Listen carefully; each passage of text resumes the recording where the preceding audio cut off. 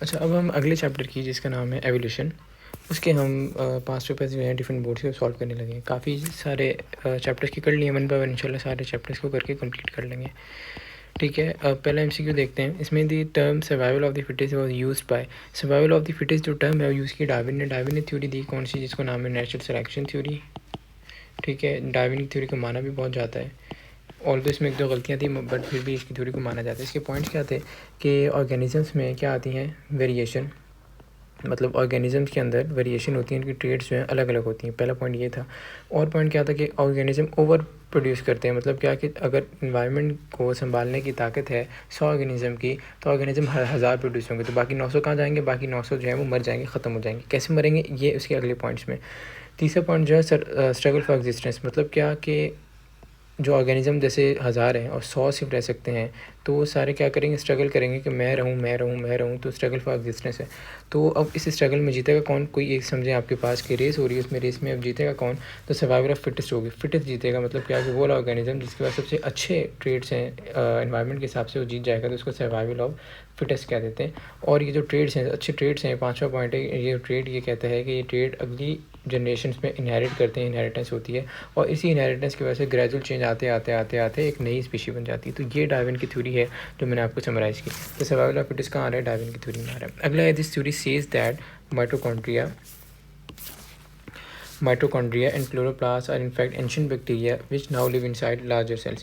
अच्छा, एक थ्योरी है जिसको हम एंडोसिम्बियोट थ्योरी कहते हैं। ये कहती है कि सबसे पहली लाइफ आपको पता है क्या थी, बैक्टीरिया थे, आप कह लें प्रोकैरियोट्स से। तो अगर मैं बैक्टीरिया बनाऊँ, ये एनारोब से, ठीक है, मतलब अपना खाना नहीं बना सकते थे, आप ये कह सकते हैं कि अपने खाने को तोड़ नहीं सकते थे with the help of oxygen, तो एरोबिक नहीं थे, एनारोब से। तो इन्होंने क्या किया, कैसे ऐसे कुछ ऑर्गेनिजम्स को इंगल्फ कर लिया जो कि क्या है, जो एरोब्स हैं, एरोबिक हैं, जो अपना खाना ऑक्सीजन की मदद से तोड़ सकते हैं। इंगल्फ किया, इंगल्फ करने खाने के बजाय इनके साथ रहना शुरू कर दिया, और ये यही फिर कन्वर्ट हो गया माइटोकॉन्ड्रिया और क्लोरोप्लास्ट में। तो ये थ्योरी ये कहती है एंडोसिम्बियोट थ्योरी। अगला एमसीक्यू है, according to the theory of natural selection organisms produce. अच्छा, नेचुरल सिलेक्शन की थ्योरी जो है वो क्या कहती है, नेचुरल सिलेक्शन की थ्योरी जो है वो ये कहती है कि आपके पास organism produce more offspring than supported. ये मैंने आपको अभी बताया है कि ओवर प्रोडक्शन होती है, ज़्यादा ऑफस्प्रिंग प्रोड्यूस होते हैं जितना ऑर्गेनिज्म सपोर्ट कर सके। अगला है, dash occurs because the natural selection gives some alleles a better chance of survival than others. तो बेटर चांस ऑफ सर्वाइवल होता है, तो हमने अभी यही पढ़ा है कि सर्वाइवल ऑफ द फिटेस्ट का कॉन्सेप्ट जो है वो भी यही है कि बेटर चांस ऑफ सर्वाइवल हो जाता है ऑर्गेनिजम्स का। तो इसको हम क्या नाम देंगे, इसको हम नाम देंगे एवोल्यूशन का। एक कोई नई स्पीशी बन गई, उसी चांस ऑफ सर्वाइवल बेटर करते करते करते नई स्पीशी आ गई, तो उसको हम नाम दे दिए एवोल्यूशन का। अगला एमसीक्यू है, adaptation that an organism acquires by its own action during its life span without modifying it genome are. मतलब क्या है कि ऐसी चीज़ें जो ऑर्गेनिज्म खुद सीखे, अपने जीनोम को मॉडिफाई, विदाउट मॉडिफाइंग जीनोम मतलब जेनेटिक मटेरियल को चेंज किए बगैर ऑर्गेनिज्म एक्वायर करे। ठीक है, organism acquire bye its own action, अपने एक्शन से ऑर्गेनिज्म एक्वायर करे, तो इस प्रोसेस को क्या कहते हैं, ये क्या होती है, ये एक्चुअली नॉन हेरिटेबल होती है। मतलब क्या, अगर आपने गाड़ी चलाना सीखी तो आपकी जो आगे जनरेशन होगी उनको गाड़ी चलाना नहीं आती होगी, उनको खुद सीखनी पड़ेगी, तो ये बात है। अगले हम सीखे the animal species on Galapagos resemble species living on. तो डार्विन का आपको पता है बहुत सारे डिफरेंट जगह गए, उन्होंने जाके अलग अलग ऑर्गेनिजम्स को स्टडी किया। कुछ ऑर्गेनिज्म थे उन्होंने देखे गैलापेगोस आइलैंड में ये ऑर्गेनिजम्स कुछ मौजूद हैं। वो ऑर्गेनिज्म सिमिलैरिटी रखते हैं जो साउथ अमेरिकन मेनलैंड में ऑर्गेनिज्म है, तो उन्होंने यही कंक्लूड किया कि साउथ अमेरिकन मेनलैंड से ऑर्गेनिज्म यहाँ माइग्रेट कर गए होंगे, और यहाँ माइग्रेट करके यहाँ के इन्वायरमेंट के हिसाब से अपने आप को ढाल लिया, और ढाल के जो है वो चेंज हो गए। तो उन्होंने ये देखा कि वो वहीं से ऑर्गेनिजम्स आए हैं। इसके बाद अगला एमसीक्यू देखें, he presented the theory of origin of species by natural selection. मैंने आपको ऊपर बताया पहले एमसीक्यू में, तो किसने थ्योरी दी है, डार्विन ने दी। अगले एमसीक्यू है, the raw materials that is used by natural selection for better survival is. अच्छा, वो कौन से मटेरियल हैं, वो रॉ मटेरियल जो नेचुरल सिलेक्शन ने यूज़ किए और कंक्लूजन पे पहुँचे, ये एमसीक्यू है। तो वेरिएशन एंड म्यूटेशन, मतलब क्या कि मैंने आपको ऊपर भी बताया था, यहाँ पर मैंने रेस कर दिया वो, कि क्या प्रोसेस होते हैं, ओवर प्रोडक्शन होता है, स्ट्रगल फॉर एग्जिस्टेंस होता है, सर्वाइवल ऑफ फिटेस्ट होता है, फिर इनहेरिटेंस होता है। ये इनहेरिटेंस है, और इनहेरिटेंस में जो थोड़े थोड़े चेंजेस आ रहे हैं, ग्रेजुअल चेंज की वजह से क्या होता है, वेरिएशन आती है, और वेरिएशन की वजह से नई स्पीशी बन जाती है। तो ये कॉन्सेप्ट होता है पूरा। आगे, small biological unit that can evolve over time. तो वही कॉन्सेप्ट है जो वेरिएशन से, जो ग्रेजुअल चेंजेस आहिस्ता आहिस्ता आई, उससे नई स्पीशी बन गई। तो इवॉल्व ओवर टाइम क्या है, न्यू स्पीशी जो है इवॉल्व होती है टाइम से। Who held the concept of unity of life. तो ये भी जो है आंसर डार्विन ही है। इसका क्यों डार्विन आंसर है, अब आप गौर करे होंगे डार्विन की थोड़ी सी कितने MCQ आए हैं। All the unity of life में जो डार्विन का डायरेक्ट रोल नहीं है, बट इसका जो रोल है यहाँ जो पूछना चाह रहे हैं वो एक्चुअली ये है कि कॉमन डिसेंड होता है। मतलब क्या कि इंसेस्टर जो है वो क्या है, वो इंसेस्टर सेम होता है, कॉमन इंसेस्टर होता है, उससे फिर आगे डिफरेंट स्पीशीज़ निकल रहे होते हैं। तो ये जो है यूनिटी ऑफ लाइफ का मतलब ये है कि ऊपर जाके मिल रही है। तो यहाँ पर इसका कॉन्सेप्ट ये नहीं देना चाह रहे हैं। तो ये चीज़ डार्विन ने कही थी। आगे है evolution is transformation of the form and mode of existence of an organism in such a manner that descendants differed from the ancestor according to. ठीक है, जो डिसेंडेंट हैं वो अलग हैं अपने एंसेस्टर से। तो ये एक्चुअली किसका, ये भी बिल्कुल वही कॉन्सेप्ट है जो हमने ऊपर देखा है, डार्विन ने दिया नेचुरल सिलेक्शन थ्योरी में। एक्चुअली वही स्टेटमेंट है डार्विन की। आगे vestiges of vestigial organ are those organs which have cease to be of any use in their processes but they persist to produce from generation after generation in man they are.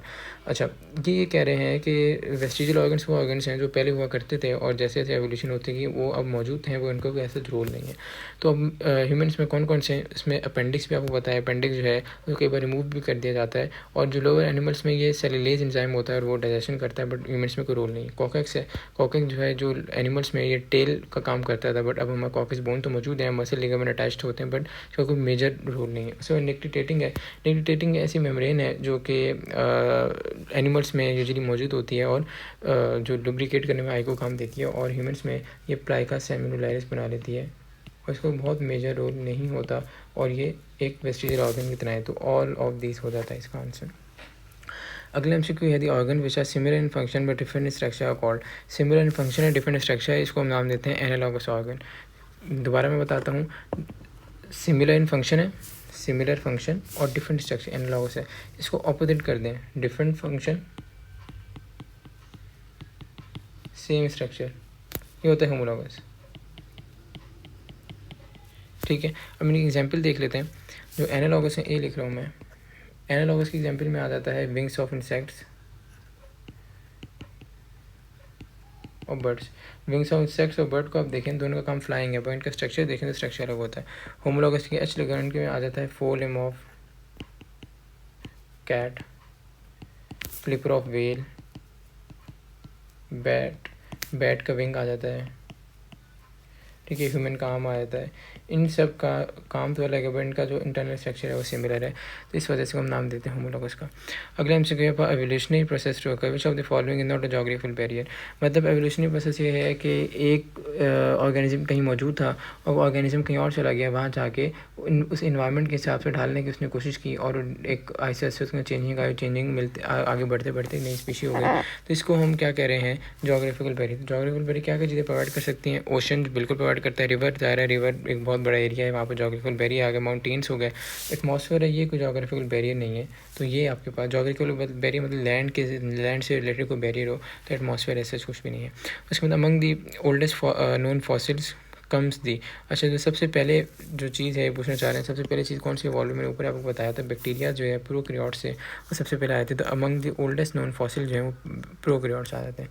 उसके बाद archaeopteryx है fossil bird which possess the characters of both. अच्छा, तो Archaeopteryx ऐसा bird है जिसके अंदर दोनों तरह के कैरेक्टर होते हैं, रेप्टाइल्स और बर्ड्स के। तो ये ऐसा बीच वाला एक समझे ट्रांजिशन है।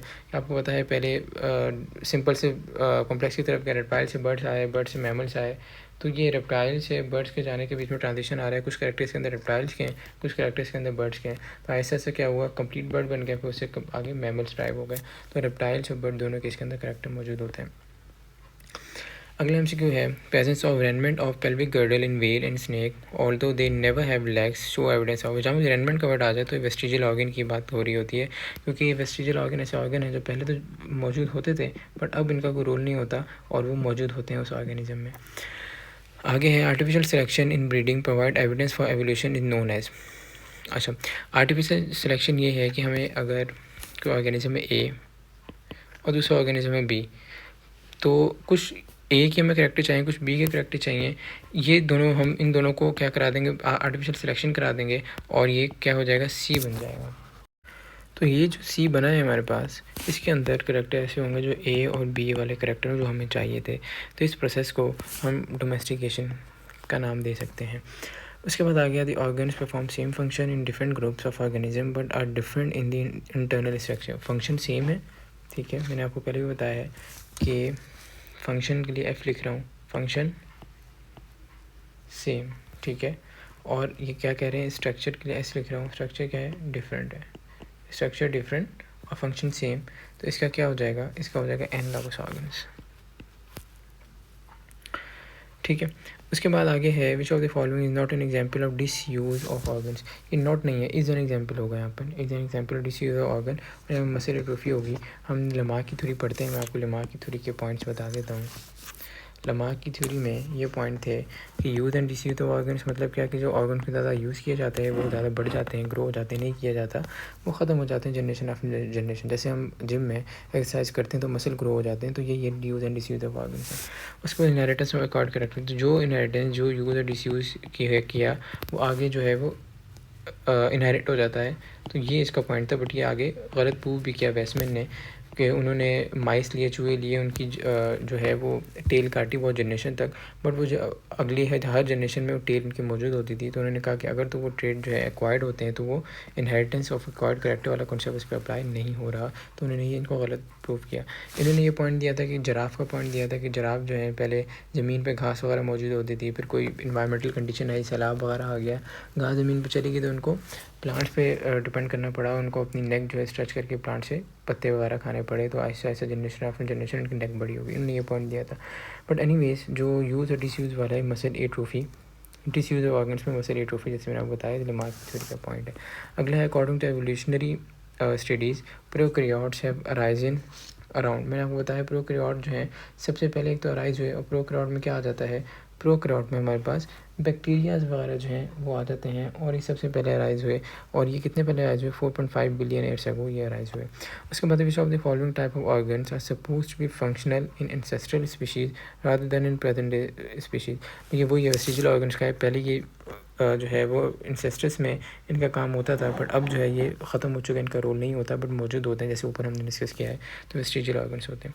उसके बाद है which of the following is the main point of Darwinism. मतलब डार्विन ने मेन पॉइंट क्या था, डार्विन का मेन पॉइंट यहाँ पर नेचुरल सिलेक्शन इन्होंने नहीं दिया, तो ओवर प्रोडक्शन हो जाएगा कि ऑर्गेनिज्म जितना इन्वायरमेंट सपोर्ट कर सकते हैं उससे ज़्यादा प्रोड्यूस होते हैं, और बाकी जो है वो स्ट्रगल करते हुए उनकी डेथ हो जाती है। हमने ये पूरा डार्विन वाली थ्योरी ऊपर डिस्कस भी की है। उसके बाद है artificial selection in breeding provide a strong evidence for evolution. What does this term means, मतलब क्या कि आर्टिफिशियल सिलेक्शन का वही एमसीक्यू वही है डोमेस्टिकेशन वाला। इस टर्म का मतलब क्या है कि हम अपने डिज़ायरेबल कैरेक्टर्स वाले ऑर्गेनिज्म का अपना ब्रीड करा दें और जो दोनों की कंबाइंड हम ट्रेड्स ले लें, तो डोमेस्टिकेशन इसी में आ जाता है, वही एमसीक्यू रिपीट है। उसके बाद है Carolus Linnaeus was a believer of. देखें ये बिलीवर थे एक्चुअली स्पेशल क्रिएशन के। स्पेशल क्रिएशन ऐसी थ्योरी दी है, ये कहती है कि इसको आगे कंटिन्यू नहीं किया किसी साइंटिस्ट ने ऐसा। ये कहती थी कि जो ऑर्गेनिज्म जिस फॉर्म में पैदा हुए हैं वो उसी फॉर्म में नेचर ने, अल्लाह ताला ने उनको बनाया है। तो वो ये नहीं था कि एक ऑर्गेनिज्म जो है इन्वायरमेंट की वजह से चेंजिंग लाया, वो आगे इनहेरिट हुई, आगे इनहेरिट करते करते नई स्पीशी बन गई, ऐसा ये कहते हैं, ऐसा नहीं था। जिस फॉर्म में ऑर्गेनिजम्स हैं इसी फॉर्म में है। तो ये स्पेशल क्रिएशन का कॉन्सेप्ट था। उसके बाद ही who propose the concept that an organism can pass on acquired modification to its offspring. तो मैंने बताया है कि इनहेरिटेंस ऑफ एक्वायर्ड कैरेक्टर वाला मार्क का जो कॉन्सेप्ट पूरा हमने ऊपर डिस्कस किया है, ये वही है बिल्कुल एमसीक्यू। उसके बाद according to neo Darwinism which of the following is a cause of evolution. Evolution का मतलब क्या है कि नई स्पीशी का वजूद में आना, तो उसका कॉज क्या है, उसका कॉज एक्चुअली है रिप्रोडक्शन।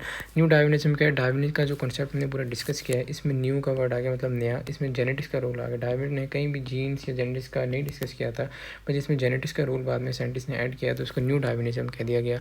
और जेनेटिक्स का रोल आपको रिप्रोडक्शन से ही रिलेटेड है कि जेनेटिक्स कैसे आगे जाएगी, तो रिप्रोडक्शन होगी तो आगे जाएगी, तो इसलिए ये इसका आंसर है। इसके बाद है Darwin's origin of species by natural selection is mainly concern with origin of species by natural selection. ये इसका मेन जो किस चीज़ से कंसर्न है, ये इस चीज़ से कंसर्न है कि अडेप्टेशन, मतलब जो ऑर्गेनिजम्स हैं जो अपने इन्वायरमेंट में अडेप्ट करते हैं, स्ट्रगल करते हैं एग्जिस्टेंस के लिए, और अडेप्ट करने के बाद वो आगे उन ट्रेड को आगे भेजते हैं और करते करते वो छोटी छोटी चेंज आते आते नई स्पीशी बन जाती है। तो यही कॉन्सेप्ट था। उसके बाद this theory says that mitochondria and chloroplast are in effect ancient bacteria who now live inside the larger cells. हमने ऊपर डिस्कस भी किया है, एनारोबिक बैक्टीरिया थे, उन्होंने कुछ एरोबिक बैक्टीरिया को इनगल्फ किया, उनके साथ रहना शुरू कर दिया, तो वो क्या होगा, एंडोसिम्बियोट थ्योरी है। आगे है the organ which are similar in function और डिफरेंट इन स्ट्रक्चर। हमने ऊपर डिस्कस भी किया है, वो वाले ऑर्गेनिज्म जो किस में सिमिलर है, सिमिलर इन फंक्शन, ठीक है, सिमिलर क्या है, सेम फंक्शन है, और स्ट्रक्चर में डिफरेंट है, तो ये हो जाते हैं एनालॉगस ऑर्गन। आगे है which statement is not correct for Darwin's theory of natural selection. तो ये वाले एमसीक्यू में थोड़ा सा मसला था, तो आप फिलहाल इसको रहने दें। अगला एमसीक्यू है general formula is drive from by one of the following scientists for calculating the frequencies of alleles and genotype in population at equilibrium। Hardy-Weinberg theorem होता है, ये क्या होता है, ये कहता है p + q = 1 होता है। तो अगर इसी का हम स्क्वायर ले लें, p + q होल स्क्वायर, तो क्या हो जाएगा, p² + 2pq + q², वो होता है ना a + b² है, तो a² + 2ab + b², वही हो गया। p क्या रिप्रेजेंट कर रहा है, ये रिप्रेजेंट करे होमोजाइगस डोमिनेंट को, पी क्यू क्या कर रहा है, हेट्रोजाइगस डोमिनेंट को, और जो क्यू स्क्वायर है ये होमोजाइगस रिसेसिव को रिप्रेजेंट कर रहा है। तो इनका जो कॉम्बिनेशन हम निकालते हैं सारे एलीड्स का, तो वन आता है। इनका कहना ये है परफेक्ट कंडीशन। बट ये परफेक्ट कंडीशन एग्जिस्ट नहीं करती, क्योंकि हमारे इन्वायरमेंट में बहुत सारे मसले हैं, वॉल्केनो इरप्शन और ये सारी चीज़ें। उसकी वजह से हम इस वन से जितना डेविएट करें, हम ये पता लगा सकते हैं कितना डेविएशन हो रही है एक प्रॉपर स्टैंडर्ड तरीके से। आगे है उसके बाद आखिर एमसीक्यू है, humans purposely apply selection pressure to populations the process is known as. तो ये वही आर्टिफिशियल सिलेक्शन, हमें दो ऑर्गेनिजम्स हैं, उनके हमें ट्रेड चाहिए, तो आपस में उनको आप ब्रीड करा देंगे, जैसे डोमेस्टिकेशन भी कह रहे थे। तो ये वाला आर्टिफिशियल सिलेक्शन का कॉन्सेप्ट होता है। तो ये है हमारे पास एवोल्यूशन के एमसीक्यूज़।